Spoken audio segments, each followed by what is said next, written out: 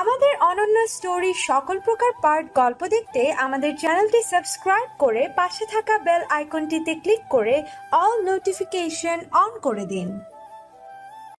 বাড়ির সবাই ব্যস্ত নতুন জামাইকে নিয়ে। কত আমোদ আনন্দ, আত্মীয়দের আনাগোনা, দাওয়াত, এসবেই কেটে গেল সপ্তাহটা। যদিও এসবে যোগ দিতে পারেনি রোদেলা। ক্লাস, টিউশন এসব মিলিয়ে সব সময়ই ব্যস্ত থাকে।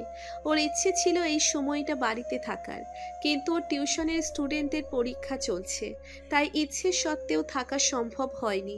দেখতে দেখতে চলে যাবার দিন এসে পড়ল, তাই ওর মনটা একটু খারাপ। রোদেলাকে বলল, আপা, তুই যদি এবার না যাস আমাকে আনতে, আমি কিন্তু আসবো না বলে দিলাম। রোদেলা হেসে দিল ওর কথা শুনে, বলল, কি পাগলের মতো কথা বলছিস? আমি কি শালি যে কথা নাই বার্তা নাই দিলাম দৌড়? আমি তোর বড় বোন, সম্মানীয় মানুষ। যদিও তুই বা তোরা আমাকে তা করিস না, যাবনি। তবে এখন না, তোর শ্বশুর বাড়ি তো চলে যাচ্ছে না, সামনে কত সময় আছে। তোর যখন বাবু হবে আমাকেই তো থাকতে হবে তোর সাথে। মামি যে ঘুমকাতুরে, তিনি তোকে আর বাবুকে দেখে রাখতে পারবে না, আমারই যেতে হবে। আগে খুশির খবরটা তো দে। দূর, কি যে বলিস আপা, তুই তো দাদি নানি পাড়ার লোকদের থেকেও খারাপ। তারা অন্তত বছর দু একটা দেখে, তুই তো এখনই এসব কথা বলা শুরু করে দিলি। দেখ, বলেই নাতাশা চলে গেল। পরদিন নাতাশার শ্বশুর এলো ওদের নিয়ে যেতে। রোদেলা, প্রিসিলা, নোফেলকে সাথে যেতে বলল কল্লোল। রোদেলা বলল, আমি যেতে পারবো না। প্রিসিলাও গেল না। শেষে নোবেল গেল নাতাশার সাথে। নোবেল ছোট মামার আগের পক্ষের ছেলে, রোদেলার মায়ের চানের টুকরা। যতটুকু ভালো রোদেলার মা ওদের দুই বোনকে না বাসে, তার চেয়ে বহু গুণ নোবেলকে বাসে। রোদেলার মনে হয় ওর মায়ের কাছে পৃথিবীর সবচেয়ে প্রিয় মানুষটি হচ্ছে নোবেল, তারপর বড় মামা। ওদের দুই বোনের নাম তালিকার শেষের দিকে আছে কিনা তা নিয়েও সন্দেহ আছে রোদেলার। এই নোবেলকে নিয়ে সংসারে অশান্তির শেষ নেই। পুরো বাড়ির একমাত্র অশান্তির জন্য ও একাই যথেষ্ট। ওদের মামা খালাদের মধ্যে যে অন্তকোন্দল, তার জন্য ও এই নোবেলই দায়ী। রোদেলার মায়ের আশকারা পেয়ে পেয়ে সীমা পার করেছে বহু আগে। নোবেলও তার এই ভালোবাসার মূল্য রেখেছে। জন্ম দেওয়া মা বাবার চাইতেও রোদেলার মাকে ভালোবাসে বেশি। আসলে ওর বাবা মা এবং নতুন মাকে ভালোবাসার কোনো স্কোপই দেয়নি তিনি। সব ভালোবাসা একাই বেসেছেন নোবেলকে। নোবেলের ভালোবাসার মালিকও একাই তিনি। মেজো খালামণি নিঃসন্তান, চেয়েছিলেন নোবেলকে নিজের কাছে রাখতে, কিন্তু সেরকম সুযোগ হয়ে ওঠেনি রোদেলার মায়ের জন্য। সব ভালো তিনি একাই বাসেন, এবং তিনি ভাবেন তিনিই পৃথিবীর একমাত্র মানুষ যে নোবেলকে ভালোবাসে, ওর ভালো চায়। নোবেলও এটা অন্ধভাবে বিশ্বাস করে। নোবেল সবচেয়ে বেশি ঘৃণা করে ওর বাবাকে। রোদেলা মাঝে মাঝে ভাবে ওর মায়ের মতো মমতা, ভালোবাসার অংশীদার কেন ওরা হলো না, কেন ওরা বারবার লাঞ্ছিত হয়েই যাচ্ছে মা, খালা আর মামিদের কাছে। উত্তর হিসেবে যেটা সামনে আসে তা খুবই ভয়ঙ্কর। নোবেলের মায়ের সংসারটা ভাঙবার জন্য পরোক্ষভাবে দায়ী রোদেলার মা। তিনি নিজে ভাইদের ঘাড়ের উপর উঠেছে, যদিও এ বাড়িতে তার একটা অংশ আছে, তবুও তিনি যা করেছেন তা অনধিকার চর্চা। ওদের ডিভোর্স হওয়ার পর রোদেলার মা অনেক কেঁদেছেন। আসলে তিনিও বুঝতে পারেননি ব্যাপারটা যে ডিভোর্স পর্যন্ত করাবে। নিজেকে অপরাধী ভাবেন তিনি এর জন্য, যদিও তিনি এককভাবে অপরাধী ছিলেন না। কথা শোনাতেন, আবার ভালোবাসতেন, মনের খবর রাখতেন, আবার ঝগড়াও করতেন কোমর বেঁধে। ছোট মামা মামির দুজনের মধ্যে মনের মিল ছিল না। একই বিষয়ে দুজনের দুই মত, তা নিয়ে মন কষাকষি, এক পর্যায়ে ঝগড়া। আর যখন ঝগড়া হতো, দুনিয়ায় কুৎসিততম কথাগুলো মামি বলতেন। মা স্বভাবতই ভাইয়ের পক্ষ নিয়ে তার সাথে নড়তেন। তখন মামা মামির ঝগড়াটা হয়ে যেত রোদেলার মা আর মামির। কুৎসিত কথা বলাই রোদেলার মাও কম চান না। ফলাফল সম্পর্ক নষ্ট, সবশেষে ডিভোর্স। নোবেল কিছুটা জানে এসবের। ওর নিজের মা ওকে স্কুলে দেখতে গিয়ে এসব বলতো, কান্নাকাটি করত, রোদেলার মাকে দোষী করত, বলতো তোর বড় ফুপুর জন্যই আমার সংসারটা ভেঙেছে। বলতে গেলে কাহিনীর সবটা এত বছরে বলা শেষ। নোবেল ছোটবেলায় বলতো এসব। ফুপু, মা বলল তোমার জন্য নাকি আমার মার সংসার ভেঙেছে। ছোট ছিল না বুঝেই বলতো। তিনি কোনো উত্তর দিতেন না। কি উত্তর দিবেন? কত বড় পাপ যে তিনি করেছেন তা বুঝেছেন সব হারিয়ে। তাই তিনি নোবেলকে ভালোবেসে সেই পাপ মোচন করতে চাইতো। ওর মা নেই, কেউ ওকে দেখতে পারে না, এই অজুহাত দিয়ে রোদেলার মা ধীরে ধীরে হয়ে গেল ওর একমাত্র ডিফেন্স। হেন অকাজ নেই যাও করতো না। ভালো মন্দের জ্ঞান ছোটদের থাকে না, ঠিক ভুলের সীমানা বড়দের তৈরি করে দিতে হয়, যাতে ছোটরা বুঝতে পারে কোনটা ভুল কোনটা ঠিক। রোদেলার মা কোনোদিনও এই জ্ঞান ওকে দেয়নি, বরং ওর বাবা নতুন মা যখন এ বিষয়ে ওকে শাসন করতে গিয়েছে তাদের সাথে ওর পক্ষ হয়ে ঝগড়া করেছে। একটা সময় নোবেল বুঝেছে যে একে তার দরকার। তারপর পরিস্থিতি এমন দিকে গেছে যে ওকে শাসন করায় বাদই দিল সবাই। কারণ ওকে শাসন করতে যেই যাবে তাকে আগে রোদেলার মায়ের সাথে বুঝতে হবে ওর মা নেই, ওকে কেউ দেখতে পারে না, সহ্য করতে পারে না। এই ছিল তার প্রাথমিক হাতিয়ার। সত্যিই কেউ ওকে দেখতে পারে না, না পারারও কারণ আছে। নোবেল কাউকে মানে না, কারো কথা শোনে না, বেয়াদবি করে। সর্বোপরি যত খারাপ বিশেষণ রয়েছে সবগুলোর একছত্র মালিক ও। এ বিষয়ে অনেক বুঝিয়েছে রোদেলা ওর মাকে। যতবারই বোঝানোর ব্যাপারটা এসেছে ততবারই মা মেয়ে জঘন্য ঝগড়া বেঁধেছে। মাঝে মেয়ের সাথে এমন বিশ্রীভাবে কথা বলতে পারে কেউ নিজ কানে না শুনলে বিশ্বাসই করবে না। তিনি কারো বোঝ নেবার লোক না। তিনি ভাবেন দুনিয়ার যত উচিত ন্যায় অন্যায় তা একমাত্র তিনিই বুঝেন। ইস, তিনি যদি জানতো কত যত্ন করে তিনি তার স্বামী আর সন্তানদের সাথে দিনের পর দিন অন্যায় করে গেছে, এখনো তা চলছে, চলবে যতদিন তিনি বেঁচে থাকবেন ততদিন পর্যন্ত। রোদেলার মাঝে মাঝে খুব হিংসে হয় নোবেলকে। প্রিসিলারও এমন হয় কি না জিজ্ঞেস করা হয়নি, কিন্তু প্রিসিলা বলেছে, আপা আমি বড় হয়ে বিয়ে করে যাব আর আসবো না এখানে। কতটুকু তিক্ততা থাকলে মায়ের বাড়ির সম্পর্কে এমন মতামত থাকে তা কেবল ওই জানে। রোদেলা তাও প্রতিবাদ করে, ওর মাকে বোঝায়। প্রিসিলা সেই ধার ধারে না। মা যখন ওকে বকাবকি করে ও কেবল মূর্তির মতো তাকিয়ে থাকে, আপোষ নয়নে কাঁদে একা একা। প্রতিবাদ বা পোছানো নিয়ে কম বকা মার খায়নি রোদেলা। এখন আর এসব নিয়ে ভাবে না, যা মন চাই করুক তিনি। যত যাই হোক, মা তো জন্ম দিয়ে অনেক উপকার করেছেন, তিনি দয়া করেছেন।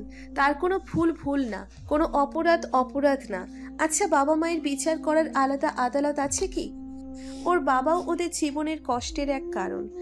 সে গল্প অনেক বড়। বাবা মা যে ভুল জীবনে করেছে সন্তান হয়ে ওরা দুবোন মানুষের কথা শুনে লাঞ্ছিত হয়ে কোনো দোষ না করেও কারো চোখে চোখ রেখে প্রতিবাদ না করে শোধ দিচ্ছে।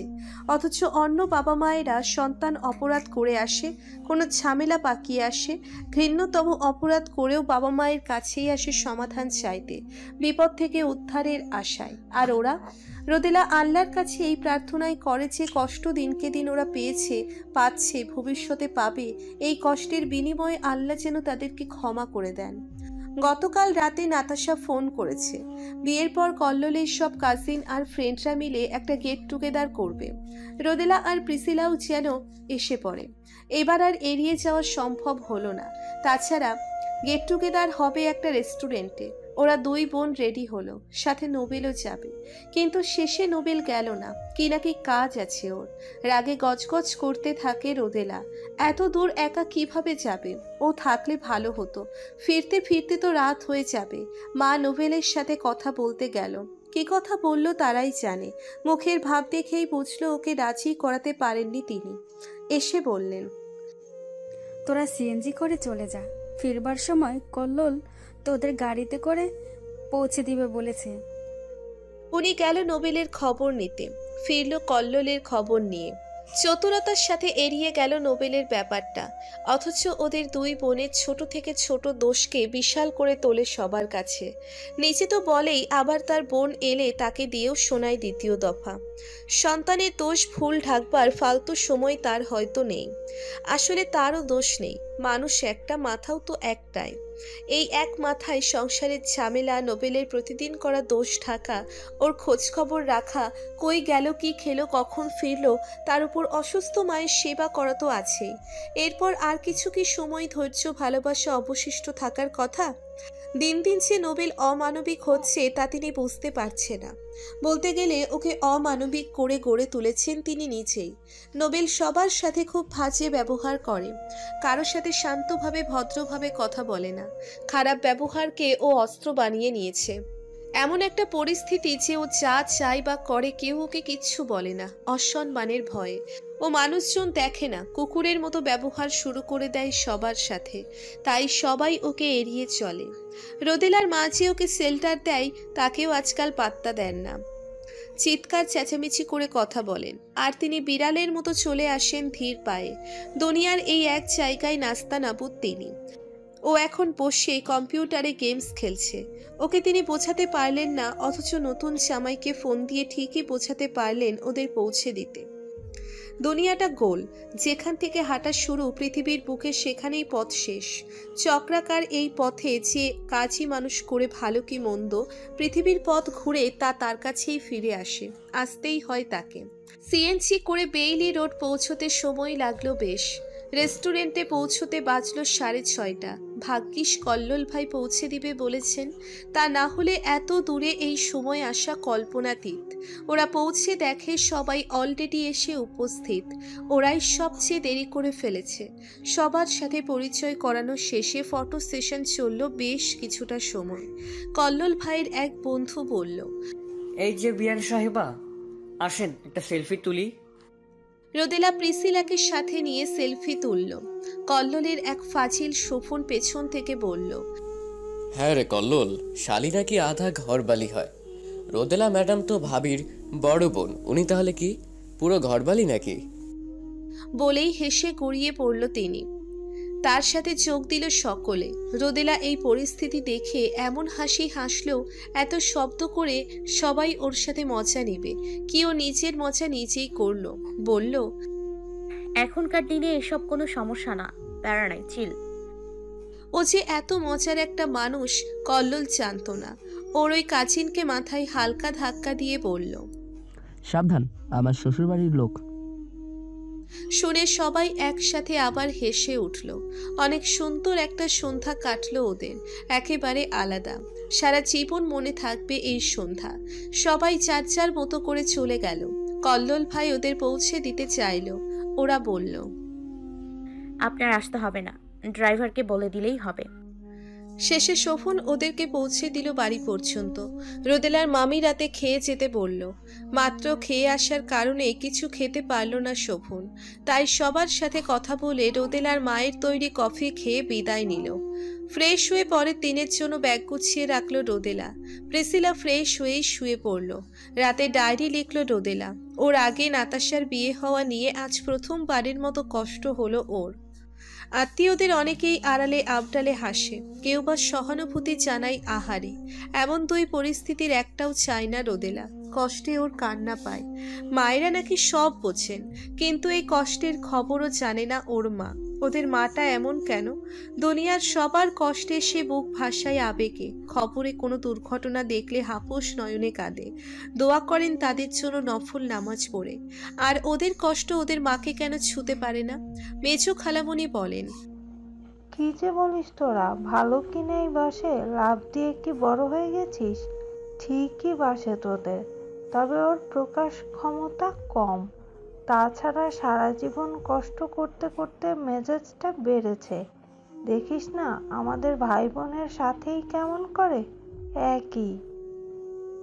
অনেক রাতে ঘুম আসে রোদেলার, সাথে সেদিনের স্বপ্নটাও। আজ ওরা চন্দ্রিমা উদ্যানের সামনে কৃষ্ণচূড়া বিছানো পথটাতে হাঁটে হাত ধরে। হাসি আর কথায় পথ চলতে চলতে দুজনে কত রঙিন স্বপ্ন বনে ভবিষ্যতের। রোদেলাকে আগের জীবনের গল্প বলতে দেখা যায়। ওর মা বাবা, ওদের লাঞ্ছিত জীবন, মায়ের ভালোবাসা না পাওয়ার কষ্ট সব বলে রোদেলা। ওর বর ওর হাতটা ধরে সব ভুলে যেতে বলে, ক্ষমা করে দিতে বলে বাবা মা দুজনকে।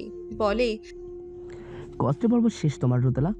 ঈশ্বরের কাছে প্রার্থনা করি কষ্ট যেন তোমায় নাচ হতে পারে, আমি যেন এমন একটা জীবন দিতে পারি তোমায়। রোদেলা কাঁদে এমন কথা শুনে। জীবনে কেউ কখনো ওর কষ্টটাকে এত গভীরভাবে দেখতে পারেনি। বাস্তবে রোদেলার স্বপ্নে অনেক চেষ্টা করে ওর বরের চেহারাটা দেখার, কিন্তু পারে না। গত বেশ কয়েকদিন ধরে এমনি আসছেও। ঘুম ভাঙলে সব মনে থাকে, শুধু মানুষটাকেই অদেখা রয়ে যায়। স্বপ্নে জীবনটাকে অনেক সুন্দর মনে হয় রোদেলার। ঘুম ভেঙে ভাবে সত্যিই কি কেউ আসবে যে ওকে ভালোবাসায় আগলে রাখবে। সকাল সকাল খুব তাড়া থাকে রোদেলার। নাস্তাটা খেয়ে দিন শুরু করে 3 দিন স্টুডেন্ট পড়ায় আর 3 দিন কোচিং। তাড়াহুড়ো করে বেরিয়ে পড়তে হয় ওর। বাসা থেকে বেরোবার সময় ফোন আসে একটা। প্রথমে কলটা কেটে যায় ধরতে ধরতে। ফোন তাকিয়ে দেখে অপরিচিত নম্বর। ফোনটা সাইড পকেটে রাখতেই আবার বেজে ওঠে। রিসিভ করে কিছুক্ষণ চুপ করে থাকে বুঝবার জন্য কে ফোন করেছে। শুভ সকাল রোদেলা, কেমন আছো? কে? আমি? এত দ্রুত ভুলে গেলে? হেয়ালি রেখে পরিচয় দিন। তুমি কি ব্যস্ত? আমি শোভন। ও হ্যাঁ, আমি কলেজ যাচ্ছি, গাড়ির জন্য অপেক্ষা করছি। কি ব্যাপার, তুমি কি অন্য কাউকে এক্সপেক্ট করেছিলে? আমি কাউকেই অ্যাকসেপ্ট করিনি। ও শোনো, তোমার কলেজ এরিয়াতে একটা কাজ আছে আমার। আমি আসলে একটু সময় দিতে পারবে? আসলে আমি একটু ব্যস্ত নিজের এবং স্টুডেন্টদের পরীক্ষা নিয়ে, না হলে পারতাম। ও আচ্ছা রাখি, আমার বাস এসে পড়েছে, রাখি। আর শুনুন, আপনি আমাকে তুমি কেন বলছেন? আমি নাতাশার বড় বোন, দয়া করে আমাকে তুমি করে বলবেন না, আপনি বলবেন। বলেই উত্তরের অপেক্ষায় না থেকে রোদেলাই কলটা কেটে দেয়। মনে মনে কিছুটা বিরক্তও হয় ও। কেমন অভদ্র ছেলে! গতকাল পরিচয়, আজ বলে একটু সময় দিতে পারবে। ফালতু পোলাপান। বাসে উঠে ও কিছু একটা নিয়ে একটু চিন্তিত থাকে। ভুলতে চাচ্ছে রোদেলা। বাসে বসে চারপাশ দেখতে থাকে। আজকের আকাশটা অন্যরকম। সত্যিই বলেছিলেন সুনীলের কাকাবাবু, আকাশ কখনো পুরাতন হয় না। রাতের স্বপ্নটাকে মনে করে ভুলতে ব্যস্ত ও। এটা কেমন কথা? প্রতিদিন স্বপ্নে আসো, সাহস দাও, পাশে থাকো, ভালোবাসো, মুখটা কেন দেখাও না? হেডফোন খুঁজে গান ছাড়ে রোদেলা। মাঝে মাঝে তবু দেখা পায়, চিরদিন কেন পায় না? জানালা দিয়ে একটা স্নিগ্ধ বাতাস রোদেলাকে আরো ডুবিয়ে দিল গানটায়। চোখ বন্ধ করে অনুভব করে অর্ণবের গাওয়া এই রবীন্দ্রসঙ্গীতটা।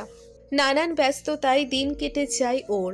বাসায় এসে দুপুরের খাবার খেতে খেতে বিকেল হয়ে যায় প্রায়। ওর মা অবশ্য ওকে বকা দেয় এর জন্য। ও দূরের স্টুডেন্টটা পড়িয়ে একেবারে আসে। ধকল একটু চায়, তবে কি আর করা। বিকালে বড় মামা ফোন হাতে রোদেলাকে খুঁজে ওদের ঘরে আসে। নাতাশার ফোন। কিরে আপা, তোর ফোন কেন বন্ধ? কি জানি, চার্জ শেষ হয়তো। কথা হয় নাতাশার সাথে। ওরা সেন্ট মার্টিন যাচ্ছে সবাই মিলে। কল্লোল ভাই ফোন দিয়ে বড় মামাকে নাকি বলেছে তাদের সবাইকে যাওয়ার কথা। রোদেলা সেন্ট মার্টিন শুনে একটু পুলকিত হলেও ওদের হানিমুনটা কেমন বড়ালো হবে ভেবে কপট রাগ দেখায়। নাতাশা বলল, আরে আপা, এরা এত ফ্রি, কে বলবো তোকে? আমার চাচি, শাশুড়ি, ননদগুলো এত বন্ধুত্বপূর্ণ যে তাদের রেখে কেমনে যাই বল? তখন কল্লোল বলল, আমাদের বাড়ির সবাই গেলে আরও ভালো হবে। চাচিরা সবাই বলল, তাদের ডেট জানিয়ে দে কল্লোল, বলবি তারা না গেলে ট্যুর ক্যান্সেল। ভালো তো হবেই, দেখ যায় কিনা। তোদের গোষ্ঠীর লোকেদের যে বাহানা। আমার শাশুড়ি বলেছেন বাবাকে কল দিয়ে জানাবে। তার কথা তো আর ফেলতে পারবেন না। আর আমরা কবে যাচ্ছি জানিস আপা? ফুল মন্ডেতে আমরা ওখানে থাকবো। কল্লোল বলল কক্সবাজার পৌঁছে গেছে। সেন্ট মার্টিন ফ্রেশ একটা ফিল দেবে সবাইকে। রোদেলা হাসে মনে মনে। পৌঁছে গেছে কক্সবাজার।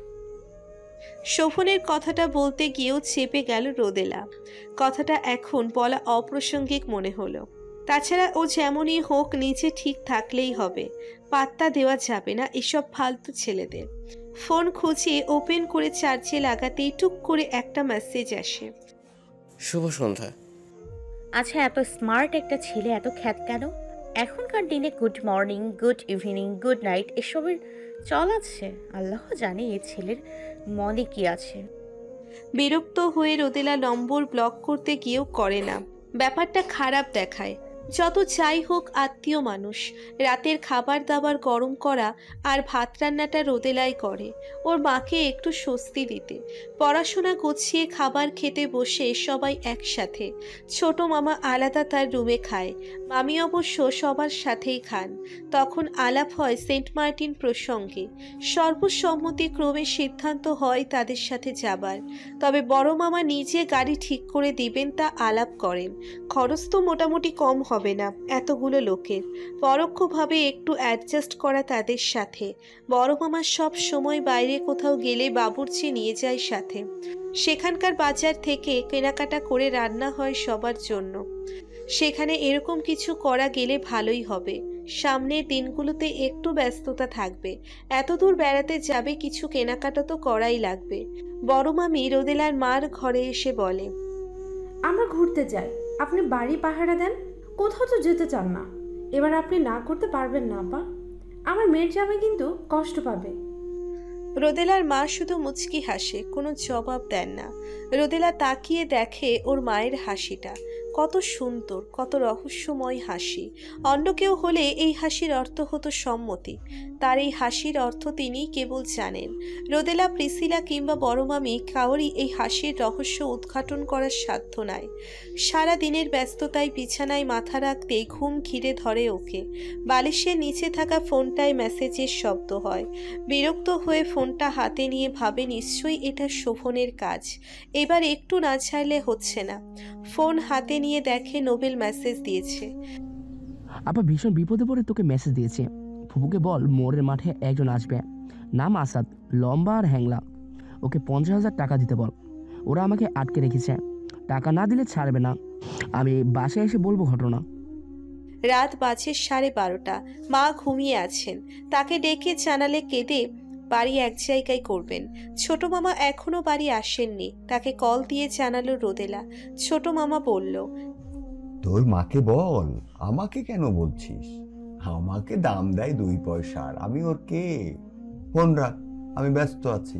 এসব সমাধানের জন্য তোর মাই যথেষ্ট।